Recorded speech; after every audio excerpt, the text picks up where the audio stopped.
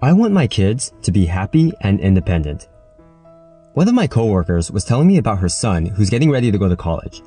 She was telling me how he has straight A's, top of his class, rocked the SATs, but then she starts to talk about how she's so worried. And I'm like, why? And she says, because my son relies on me for everything. He can't cook, he can't do laundry, he doesn't know how to manage money. Apparently, she even had to fill out his college applications.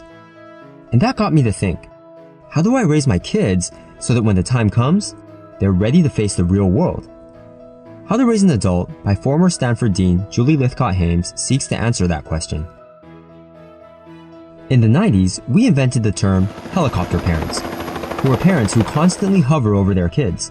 They don't let their kids play outside, they don't let their kids make choices, they track every single grade, they pretty much micromanage their kids' lives.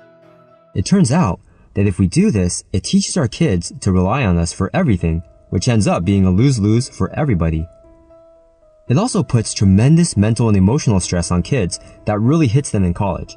In 2013, a major study found that 83% of college freshmen reported being overwhelmed, and 8% even considered suicide.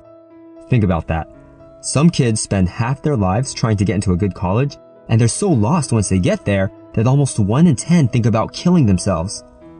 Which brings us to lesson 1. Helicoptering prevents kids from learning how to be adults. So when I was reading this book, the question I obviously had was, am I overparenting? I mean, I love my coworker, but I don't want my kids to be like her son. Thankfully, there's a lot of really smart people studying this. So developmental psychologists generally categorize parenting styles into 4 types, and one is clearly the best. First, let's look at the not-so-good styles. There's authoritarian parents who are really strict and demand obedience.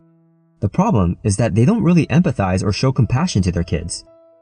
Then, there's the permissive indulgent style. These are the parents who are pushovers. They give their kids whatever they want. And worst of all is neglectful parenting. These parents are completely uninvolved with their kids. They let their kids do whatever they want because they just aren't around or they don't really care. Now let's talk about the good parenting style, authoritative parents. These parents are demanding and responsive. In other words, they're pretty strict and have high standards, but they also try to relate to their kids. These parents enforce rules, but explain the reasons for their rules so that children actually understand them. They're involved in their kids' lives, but they also know that kids need to have freedom to be themselves. Authoritative parents raise kids who do better in school, are more obedient, have more self-control, and are less likely to be depressed. So lesson 2 is be an authoritative parent. So what does that look like? Lythcott-Haims gives us some practical tips. First, if you have little kids, let them play. When kids play, their brains are actually doing a lot of learning. Play is how kids try new things, exercise creativity, and figure out how to solve problems. Second, talk to your kids about learning. The book talks about how today's schools don't focus enough on critical thinking because the focus is on grades and standardized tests. So instead of asking your kids about their grades, ask them to talk about their challenges and how they might overcome them. Finally, be real with your kids. Don't just tell them that they can achieve anything, because that might not be true. Tell your kids that if they have goals, they need to put in hard work and a lot of effort if they want to have any chance of reaching those goals. And that's lesson 3. Teach kids to think and work. Next, Lythcott-Haims talks about how we need to let our kids discover their own paths. Interestingly, parents who are highly educated tend to be the worst at this. They want to look at their kids' intellect instead of their kids' actual interests. If your child has the work ethic and smarts to be a doctor, but would rather be a zookeeper, then he's not going to be a very happy physician. So lesson 4 is let your child decide his or her own path. Lastly, a lot of parents today are stressed, unhappy, and unfulfilled.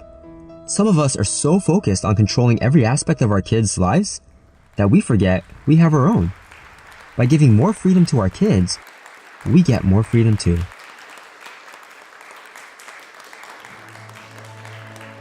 Thanks so much for watching.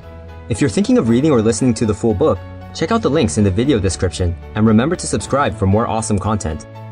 Do you have other books you'd like me to summarize? Let me know in the comments or connect with me on social media. Thanks everybody, and have an amazing rest of your day.